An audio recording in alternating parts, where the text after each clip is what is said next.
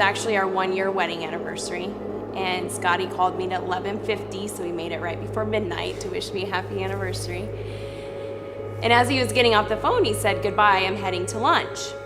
When I woke up the next morning, I always checked my email. The Yahoo News feed pulled up a Mosul mess hall bombing at lunchtime, and immediately the words he told me rang in my ear. I'm heading to lunch. And I got sick to my stomach. I went and turned on the news, and sure enough, someone had came in and blown themselves up. And I wrote in my journal that it was the worst day of my life. Even though Scotty was okay, God was just kind of like guiding me and preparing me. And even though, I wrote it was the worst day of my life, I had no idea of what was yet to come.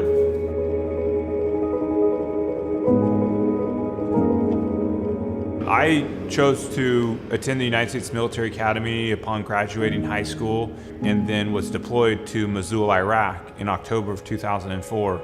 And on April 6th of 2005, I found a suspicious vehicle, and the last thing I remember seeing was a man raising his hands in the air as he exploded, and woke up over a week later in Walter Reed Army Medical Center, blind the rest of my life. I was woken out of bed by a phone call. He said, Tiffany, Scotty's been involved in this explosion. He's blind, and the shrapnel went through his eyes and in his head, and he said, we don't even know if he's gonna make it.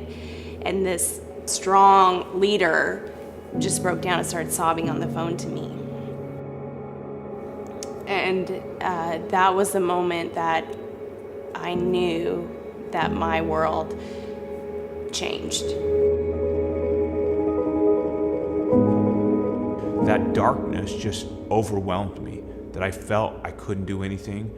Being able to run fast and to just do anything you ever wanted to do, and now you can't even move, let alone you can't see. You never will be able to see again.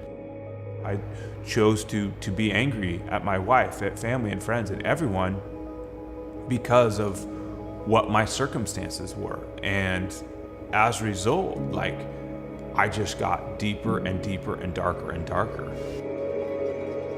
I felt the heaviness of what it was gonna take.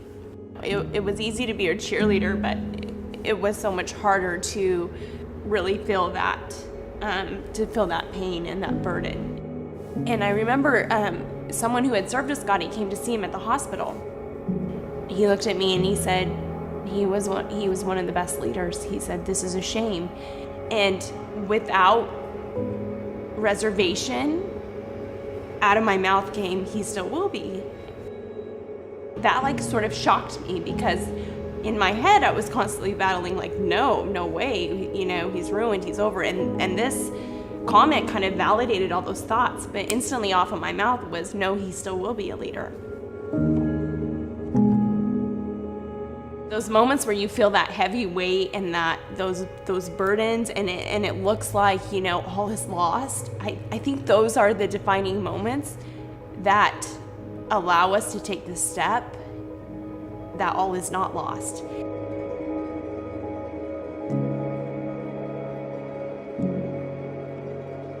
In the darkest, deepest depression that I was in, I knew where the light was, and I knew what the truth was, and it was for me to make a choice. And as God has given us choices to choose Him or not to choose Him, when I didn't, it was dark.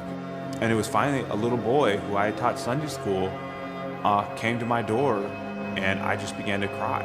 There still may be a purpose for me if a little boy still looked up to me, that could be a reason to continue to live, a reason to continue to not give up.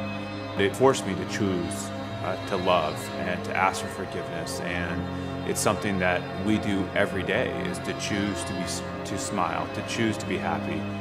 I knew if I didn't have true faith and true hope in God, then loving my wife and really finding a true purpose in life, it would almost be all for nothing.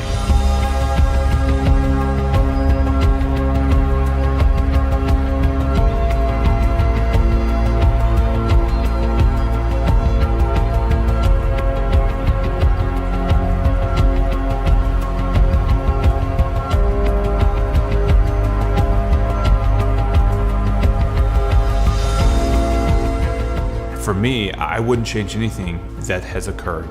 The blessing that God has given us is He uses us if we want to be used. Scotty and I aren't just surviving and downtrodden. We're genuinely happy and joyful and grateful for this life that we have. God has shown me that my happiness, my joy, it doesn't come from my circumstances. It comes from much deeper than that. It comes from my heart. It comes from what He's done for us, and it comes from the beauty that He shows us through pain and heartache. Even though this isn't the life I would have ever said I wanted, newly getting married, but it's the perfect life for us.